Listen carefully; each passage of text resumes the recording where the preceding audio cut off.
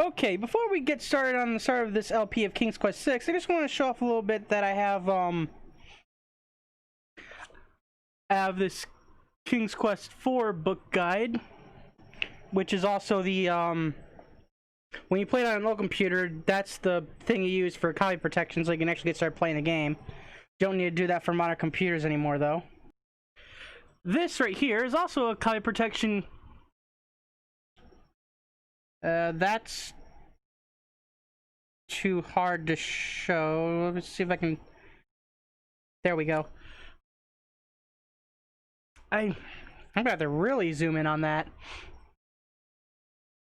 to the point where I can't even see the screen to see if it's showing. But that's a King's Quest Collection copy protection book, so that's not only for 4, but for, yeah, right there at the very bottom it says it right there too. Copy protection book thing. So that's not only for King's Quest 4, that's for King's Quest 1 through 6 as well.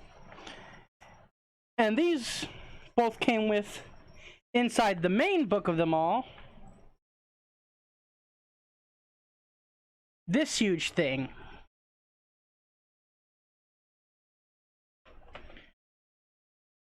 The King's Quest Companions 3rd Edition Guidebook. Pretty decently thick cover. It basically contains all info and knowledge for King's Quest 1 through 6 as well. Let me show that a bit better. So yeah, this is basically to help figure out how to get past certain moments in the game.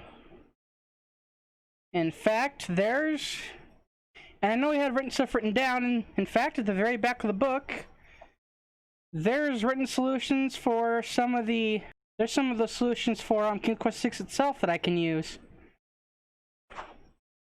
Though I did remember some of them, but that one puzzle in particular I don't remember. I didn't remember the solution for, but I'll explain that when we get to that point in the game. So anyway, yeah, I have this book that'll be very useful for moments in the game, but I'm only gonna use it basically for the moments with these puzzles I have already written down here.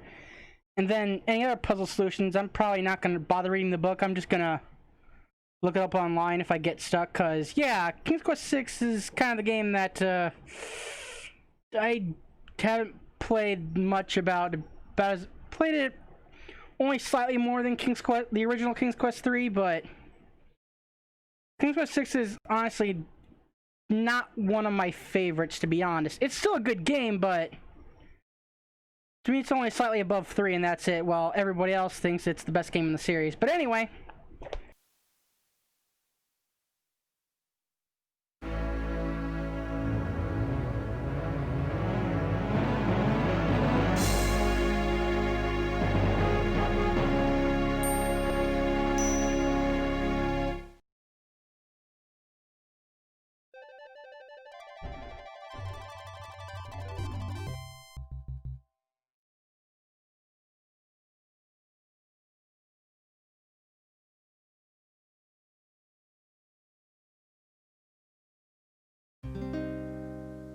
Long ago, in the castle of a kingdom called Daventry.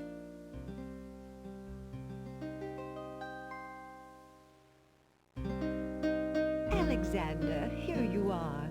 Oh, you're still not thinking about Cassima, are you? I suppose I am. Son, it's been months. You've got to pull yourself together. After all, you only met her that once. I know. Have you discovered anything about the land of the Green Isles? No. No one's even heard of it. It's like she's just vanished. I wish I could help. Please try to think about something else, dear. I'll try, Mother.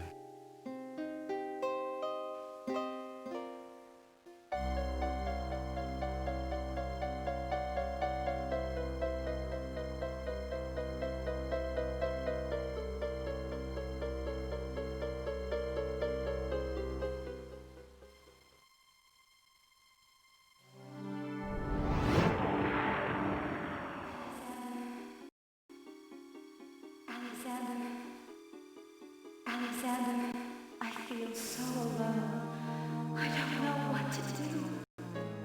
Alexander, I wish you were here. Alexander, Alexander, Alexander. Cosima! Wait! Mother! Mother, come quick! Alexander, what on earth? You're white as a ghost. Mother, I saw Cosima. She was in the mirror. In the mirror? The magic mirror? Yes! And it showed me how to find her. How? The stars! I saw the stars outside her window. I can navigate by the stars. Oh, Alexander, if you really go... It will be all right, Mother. I promise.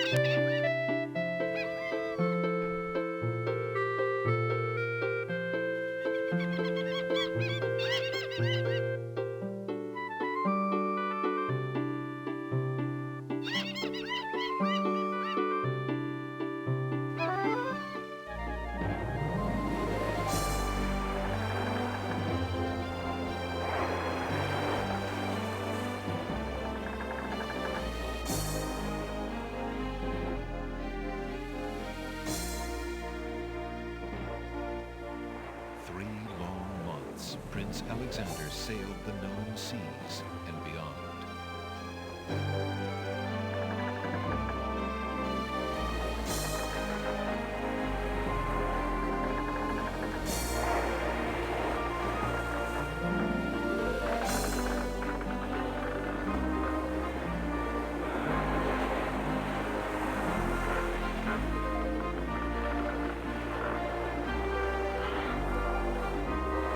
Land ho!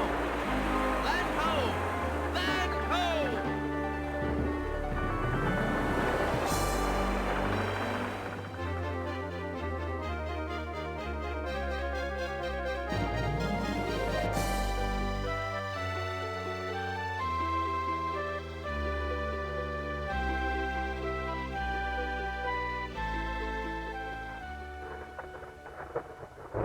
As the ship nears the shore, day turns to night and the sea turns violent.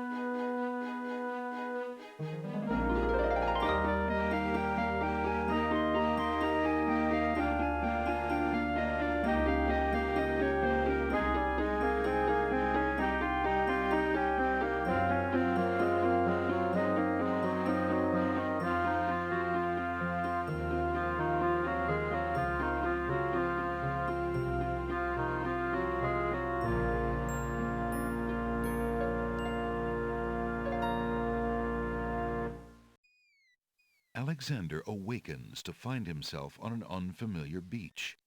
For a moment, he is too dazed to remember how he got here. Then, he does remember. The shipwreck, the sea.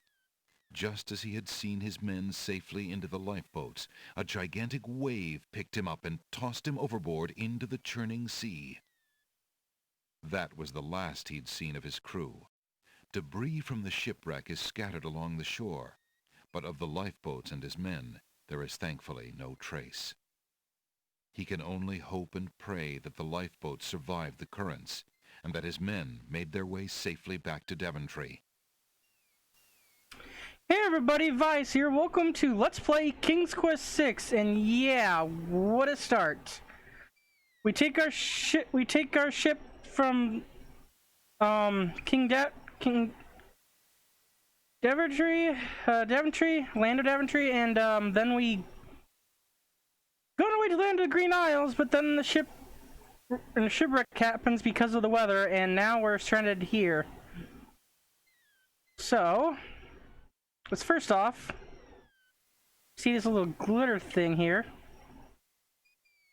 Alexander picks up his royal insignia ring from the beach.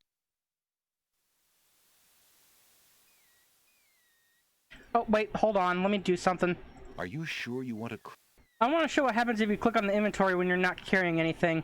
Alexander is carrying nothing. Alexander is carrying nothing. I don't know, that amuses me. Anyway, now we pick this up. Alexander's ring is made of the purest gold and has the insignia of the royal family of Daventry on its face. Okay. Now, let's actually... not max, but like... down 2, I think is how I want it set. Both, please. There we go. Alexander pushes the plank to one side. A box has been partially buried under sand. Let's have a look-see. There's nothing of interest in that part of the box. Alexander takes the coin and leaves the ruined box where it is. Okay, so all I have is the insignia ring of Daventry and this coin. Alexander is carrying a copper coin of Daventry. King Graham graces the front of the coin. Those are the only two things we have right now, so... oh, wait, hold on.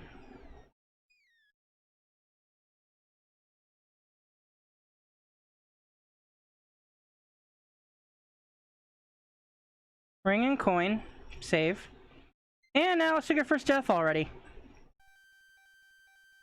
The ocean is not as calm as it appears. Underwater currents tug at Alexander's legs. The underwater tow is amazingly strong here. It pulls ferociously at Alexander's legs. Before Alexander can retreat, the current grabs his legs. The shifting sand vanishes from beneath his feet. Against his best efforts, he is dragged out to sea. The currents around the island pull Alexander under. As Alexander struggles to the surface for the third and last time, he finds himself wishing he'd paid more attention to the warning signs of an undertow. Modern computer audio glitch incoming. Tickets up. Yeah, Nothing like getting swept off your feet. So yeah, modern computers, that tickets only dialogue is cut short. Did that load correctly? Okay, yeah. Just a weird screen transition like that. I don't think I saw it when I played the other ones. A hollow in the trunk of the old tree forms a perfect nesting place for wildlife. You'd think there'd be something in here, but... Alexander examines the tree's hollow, but finds nothing of interest.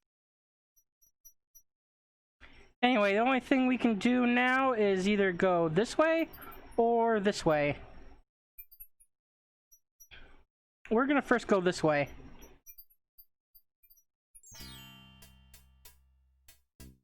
Al's Books Pawn Shop. A wooden door An old beggar is peddling his wares in the village.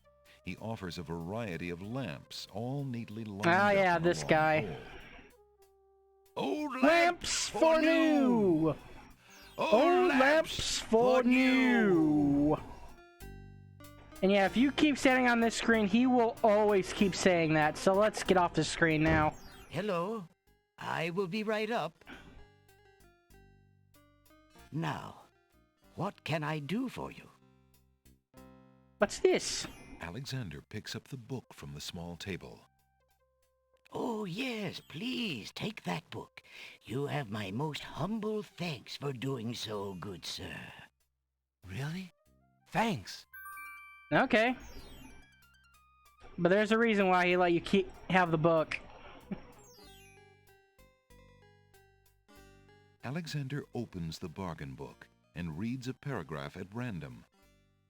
2 dulcimers raised to the degree of 40 half-dulcimers, divided into equal parts by the third of a cackle of grouse geese, put over the result of 10 fine mackles, albeit small fine mackles, stretched over the total of 53 1/8 bottles of wild beast lard.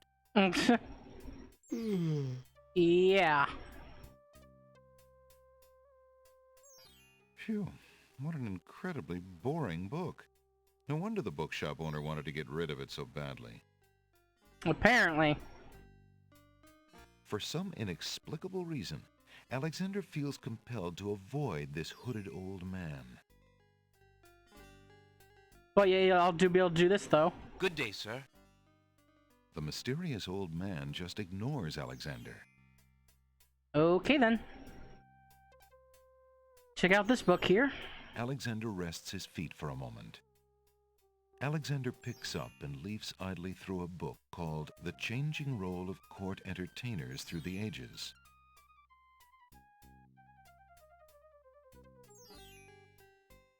Well, that was refreshing.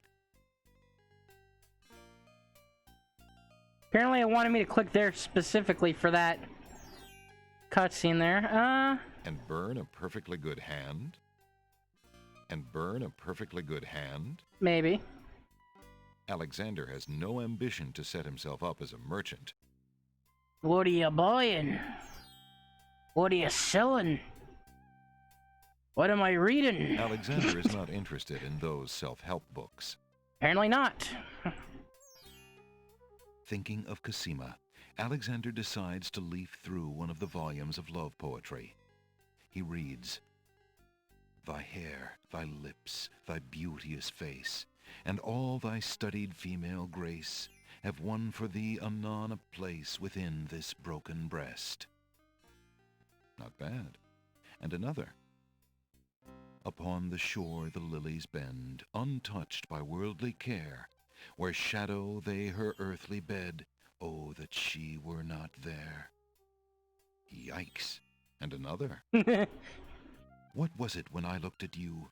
What power has chained me through and through, and binds my heart with links so tight I cannot live without the sight of you? What nameless thing has captured me, and made me powerless to flee? What thing Notice they is spelled it power of a name here that for powerless brings correctly, my but not mind earlier. e'er back the same to thee? The name of love cannot apply. Its commonness does not decry the haunted, hunted, painful cry that my heart makes for you, that ere my soul eternal makes for you." A little close to home, that one. Alexander returns the love poem book to the shelf. Oh, Alexander is not interested in... that's not what I clicked on, game. Alexander picks up the fallen page. It's the love poem he particularly liked. It must have fallen out of the poetry book. That's destiny. I see that old volume has lost another page. You may keep it if you like, sir. Nice I have hat, glued sir. the stubborn thing back in place 2 times already.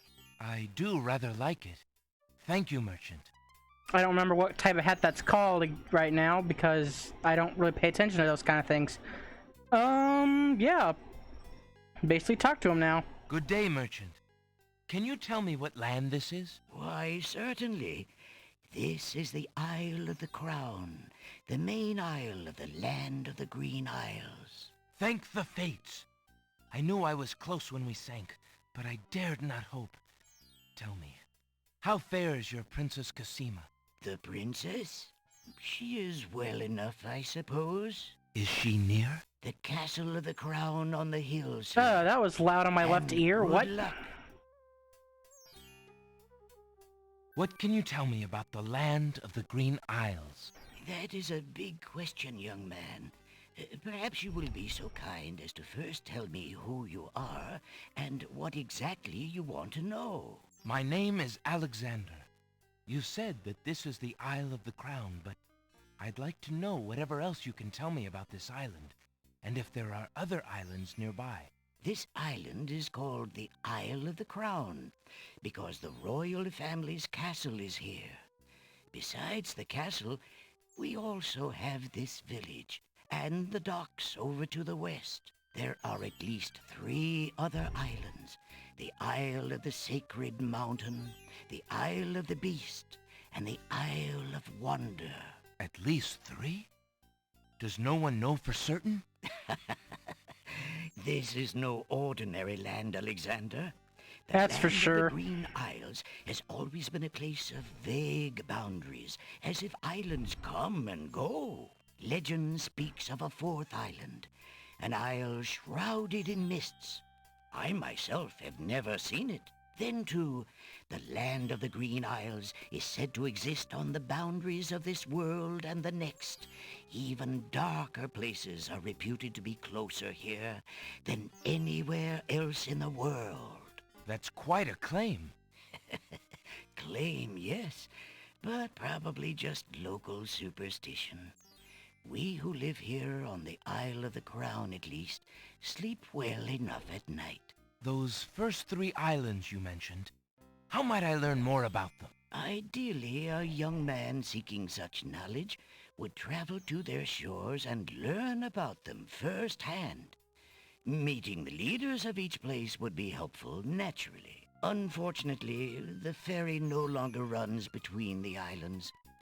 There has been much political unrest, and it has been too dangerous to travel for years. Perhaps the ferryman can tell you more.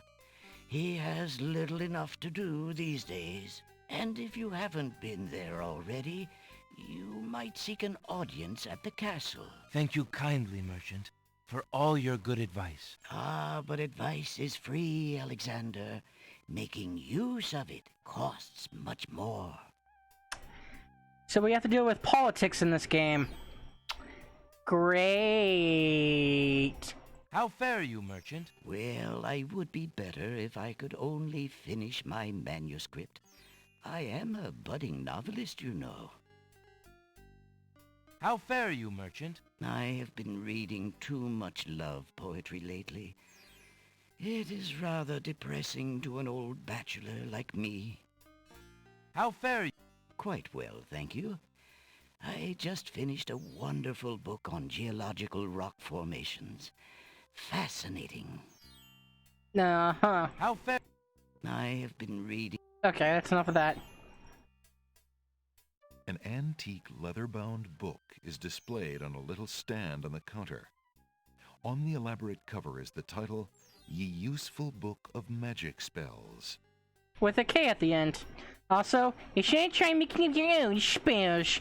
How much for that book on the counter, merchant? It is a fine book, is it not?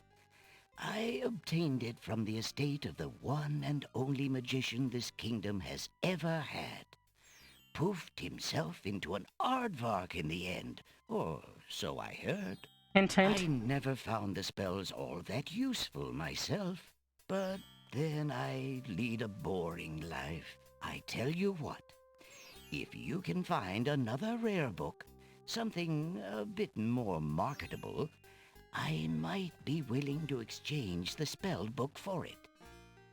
I had to click on that and examine it and do all that in order to trigger an event way later in the game. I think I can actually look over here. Alexander is standing in a cozy little shop. Alexander Oh, is okay, that standing just in a explains the whole cozy area, little okay. shop. Books of every size and shape line the walls. A crackling fire in the fireplace completes the tranquil scene. Okay. We're done here for now. What's in here, if anything? Alexander examines the large pot. It's currently empty, but a few scraps in the bottom indicate that it is used as a dump site on occasion. The battered chest does not interest Alexander. It's probably full of plain earthenware.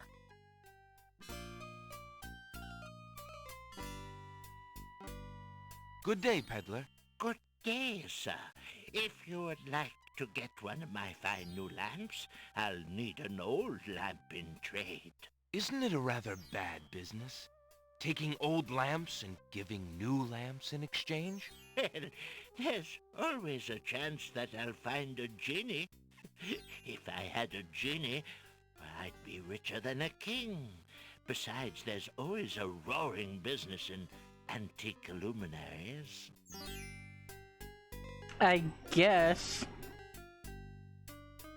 Anyway, we can't do anything with him for a long time. Good day! Good day. The pawn shop is a dimly lit place with a slightly musty smell. Curiosities litter every corner and every shelf. For sale are articles that range from the bizarre to the commonplace, from the priceless to the practical. Interesting. There's a lot of items here we can take a look at and whatnot. But we're going to do that next time, since this is actually a good place to stop. So, this has been Vise, and I'll see you guys next time when we take a look at all the things around here in the pawn shop. Bye-bye for now.